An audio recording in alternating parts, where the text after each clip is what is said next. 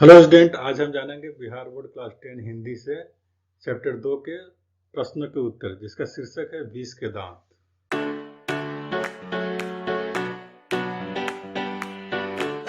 बच्चों, इसके पहले वीडियो में आपने कहानी का सारांश जाना।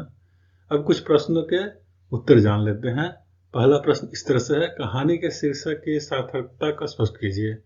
उत्तर इस प्रकार से है, प्रस्तुत कहानी में कहानीकार ने अमीरों की तथाकथित मर्यादा पर व्यंग किया है।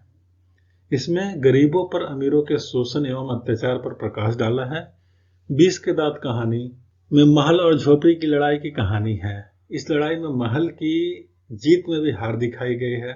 मदन द्वारा पीटे जाने पर खोखा के जो 2 दांत टूट जाते हैं, वह अमीरों की प्रदर्शन प्रियता और गरीबों पर उनके अत्याचार का प्रतीक है। मदन अमीरों की प्रदर्शन प्रियता और गरीबों पर उनके अत्याचार के विरुद्ध एक चेतावनी है, एक सशक्त विद्रोह है। यह कहानी का लक्ष्य भी है। अतः निसंदेह कहा जा सकता है कि 20 के दांत इस दृष्टि से बड़ा ही सार्थक शीर्षक है। अमीरों के 20 के दांत तोड़कर मदन ने जी उस उत्साह का और जिस ओज और आग का परिचय दिया है, वह समाज के जाने कितने गिरधर लालों के गर्वोल्लास की बात है। इसमें लेखक द्वारा दिया गया संदेश मार्मिक बन पड़ता है। प्रश्न 2 इस तरह से है, सेन साहब के परिवार में बच्चों के पालन पोषण में किए जा रहे लिंग आधारित भेदभाव को अपने शब्दों में वर्णन कीजिए। इस प्रश्न का उत्तर आप अपने शब्दों में दे सकते हैं। आप जो वीडियो देख रहे हैं उसको भी आप फॉलो कर सकते हैं। उत्तर इस तरह से है, सेन साहब के परिवार में उनकी 5 लड़की है, सीमा, रजनी, ओलो, शेफाली, आरती, और सबसे छोटा लड़का था कासू बाबू। प्यार से खोखा भी कहते हैं, क्योंकि बंगला में लड़के लड़कियों को खोखा खोखी से नाम से बुलाया जाता है। सेन साहब के परिवार में 5 लड़कियों के ऊपर काफी अनुशासन था। लड़का सबसे छोटा और बहुत बाद में हुआ, इस कारण लड़के के प्रति मोह होना स्वाभाविक था। लड़का के ऊपर कोई अनुशासन का बंधन नहीं था, वो बहुत ढीला था। प्रश्न 3 इस तरह से है, खोखा किन मामलों में अपवाद था? अपवाद का मतलब अलग था। उत्तर इस तरह से होगा, सेन साहब एक अमीर आदमी थे। अभी हाल ही में उन्होंने एक नई कार खरीदी थी। वे किसी को भी गाड़ी के पास फटकने नहीं देते थे। कहीं पे धब्बा दिख जाए तो क्लीनर और सोफर पर सामत आ जाती थी, मतलब उन्हें खूब डांटते थे। उनकी लड़कियों से मोटर की चमक दमक को कोई खतरा नहीं था। लेकिन खोखा सबसे छोटा लड़का था, वो बुढ़ापे की आंखों का तारा था, इसलिए मिसेस सेन साहब ने उसे काफी छूट दे रखी थी। दरअसल बात यह थी कि खोखा का जन्म तब हुआ जब उनकी कोई उम्मीद नहीं थी, उम्मीद कोई बाकी नहीं रह गई थी। खोखा जीवन के नियम का जैसे अपवाद था, और इसलिए वह स्वाभाविक था कि वह घर के नियमों का भी अपवाद था। इसलिए मोटर को खतरा था तो केवल खोखा से था। घर संबंधी, मोटर संबंधी नियम हो या अन्याय के मामले, उसके लिए सिद्धांत बदल दिए जाते थे। प्रश्न 4 इस तरह से है, सेन दंपति खोखा में कौन सी कैसी संभावनाएं देखते थे और उन संभावनाओं के लिए उन्होंने उनकी शिक्षा कैसी तय की थी? उत्तर इस तरह से होगा, सेन दंपति खोखा में अपने पिता की तरह ही इंजीनियर बनने की पूरी संभावना देखते थे। उन्होंने उनके शिक्षा के लिए कारखाने से बड़े मिस्त्री घर पर आकर 1-2 घंटे तक उसके साथ कुछ ठोक ठाक किया करते थे। इससे बच्चे की उंगलियों अभी से ही औजारों से वाकिफ हो जाए। बच्चों, 5वां प्रश्न है, सब प्रसंग व्याख्या कीजिए। यह कुछ चैप्टर से पंक्तियां ली जाती है जिसकी आपको व्याख्या करना होता है। तो पहला इस तरह से है, लड़कियां क्या है? कठपुतलियां? और उनके माता पिता को इस बात का गर्व है? उत्तर इस तरह से होगा, प्रस्तुत पंक्तियां नलिन बिलोचन शर्मा द्वारा लिखित 20 के दांत शीर्षक कहानी से ली गई है।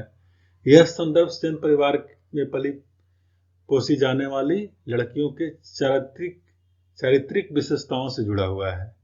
सेन परिवार मध्यवर्गीय परिवार है, जहां के जीवन शैली कृत्रिमताओं से भरी हुई है। सेन परिवार में लड़कियों को तहजीब और तमीज के साथ जीना सिखाया जाता है। उन्हें शरारत करने की छूट नहीं है, वह स्वच्छंद विचरण नहीं कर सकती है, जबकि बच्चा यानी लड़का के लिए कोई पाबंदी नहीं है। सेन दंपत्ति ने लड़कियों को यह नहीं सिखाया कि उन्हें क्या करना चाहिए, उन्हें ऐसी तालीम दी कि उन्हें क्या क्या नहीं करना चाहिए, इसकी सीख दी गई। इस प्रकार से सेन परिवार में लड़कियों के प्रति दोहरी मानसिकता काम कर रही थी। जहां लड़कियां अनुशासन और तहजीब और तमीज के बीच आ रही थी, वहां खोखा स्वतंत्र है। लड़का लड़की के साथ दोहरा व्यवहार विकास, परिवार और समाज के लिए घातक है। अतः लड़का लड़की के बीच नस्लीय भेदभाव न कर उन्हें समानता का विस्तार करना चाहिए। प्रसंग का व्याख्या कीजिए। ये दूसरा प्रश्न है। खोखा के दुर्लित स्वभाव के अनुसार ही सेन ने सिद्धांतों को बदल दिया। उत्तर इस प्रकार से होगा। व्याख्या प्रस्तुत अपनी पाठ्यपुस्तक 20 के दांत नामक कहानी से ली गई है। इस कहानी के रचयिता हैं नलिन बिलोचन शर्मा जी। यह पंक्ति सेन परिवार के लाडले बेटे के जीवन के प्रसंग से संबंधित है। कहानीकार ने इन पंक्तियों के माध्यम से यह बताने की चेष्टा की है कि सेन परिवार एक मध्यवर्गीय सफेद पोष परिवार है। यहाँ कृत्रिमता का बोलबाला है। नकली जीवन के बीच जीते हुए सेन परिवार अपने बच्चों के प्रति दोहरा भाव रखता है। सेन परिवार का बेटा शरारती स्वभाव का है। वो बुढ़ापे में पैदा हुआ, इस कारण उस सबका लाडला है। उसके लालन पालन, शिक्षा दीक्षा में कोई पाबंदी अनुशासन नहीं है। वह बिंदास जीने के लिए स्वतंत्र है। उसके लिए सारे नए नीति नियम शिथिल कर दिए गए हैं। वह इतना उच्छल था कि उसके द्वारा किए गए बुरे कर्मों को भी सेन दंपत्ति ने विपरीत भाव से देखते थे और उसकी तारीफ करते थकते नहीं थे। सेन दंपत्ति बेटे को इंजीनियर बनाना चाहते थे। इस कारण ट्रेनिंग भी वैसे ही दिलवा रहे थे। उसे किंडरगार्टन स्कूल की शिक्षा न देकर कारखाने में बड़े मिस्त्री के साथ लोहा पीटने, ठोकने आदि से संबंधित काम सिखाया जा रहा था। औजारों से परिचित कराया जा रहा था। इस प्रकार से सेन परिवार अपने शरारती बेटे के स्वभाव के अनुरूप ही शिक्षा की व्यवस्था कर दी थी और अपने सिद्धांतों को बदल लिया था। सब प्रसंग व्याख्या कीजिए। ग ऐसे लड़के आगे चलकर गुंडे, चोर और डाकू बनते हैं। उत्तर इस तरह से है। प्रस्तुत पंक्ति हमारी पाठ्यपुस्तक 20 के दांत शीर्षक से लिया गया है। इसके रचयिता है नलिन बिलोचन शर्मा जी। इस पंक्ति का प्रसंग गिरधारी के बेटे मदन के साथ जुड़ा हुआ है। एक बार की बात है कि सेन साहब के पास मदन खड़ा होकर गाड़ी को छू रहा था। जब शोफर यानी ड्राइवर ने उसे ऐसा करने से मना किया तो शोफर को मारने के लिए दौड़ा, लेकिन गिरधारी की पत्नी ने बेटे को संभाल लिया। ड्राइवर ने मदन को धक्के देकर नीचे गिरा दिया, जिससे उसका मदन का घुटना फूट गया था। शरारत की चर्चा ड्राइवर ने सेन साहब से कर दी।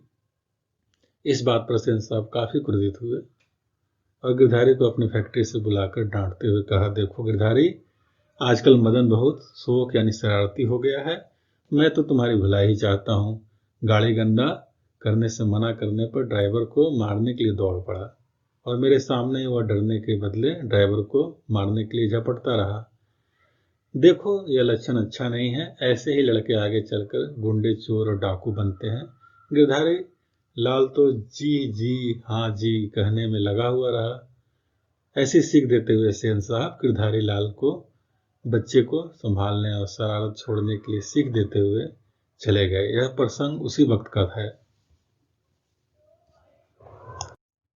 इन पंक्तियों में सेन साहब के चरित्र के दोगलेपन की झलक साफ साफ दिखाई देती है।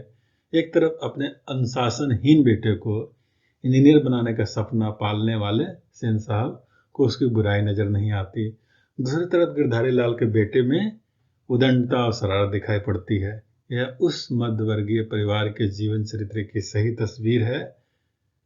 अपने बेटे की प्रशंसा करते हैं, भले वह कुलनाशक है, लेकिन निर्दय निर्बल गिरधारी लाल के बेटे में कुलच्छन ही उन्हें दिखाई पड़ते हैं। घ इस तरह से है। हंस कौवे की जमात में शामिल होने के लिए ललक गया। इसकी सप्रसंग व्याख्या इस तरह से करेंगे हम। प्रस्तुत पंक्तियां हमारे पाठ्यपुस्तक के 20 के दांत नामक कहानी से ली गई है। इसके रचयिता नलिन बिलोचन शर्मा जी हैं। यह प्रसंग उस समय का है जब सेन दंपत्ति का बेटा दूसरे दिन शाम के वक्त बंगले के अहाते के बगल वाले गली में जा निकला। वहां धूल में मदन के गिरधारी लाल का बेटा, जो आवारागर्द लड़कों के साथ लट्टू नचा रहा था।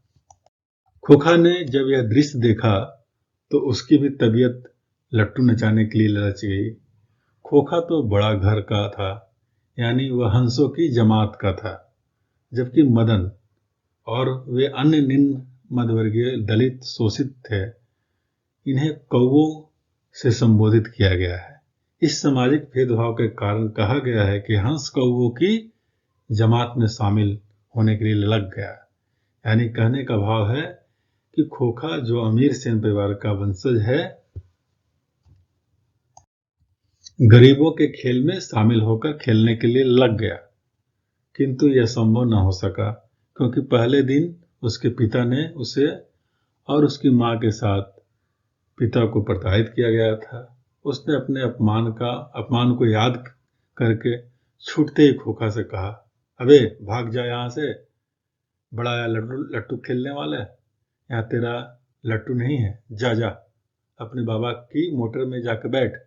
इन पंक्तियों के द्वारा कहानीकार सामाजिक समानता, भेदभाव, गैर बराबरी को दर्शाना चाहता है।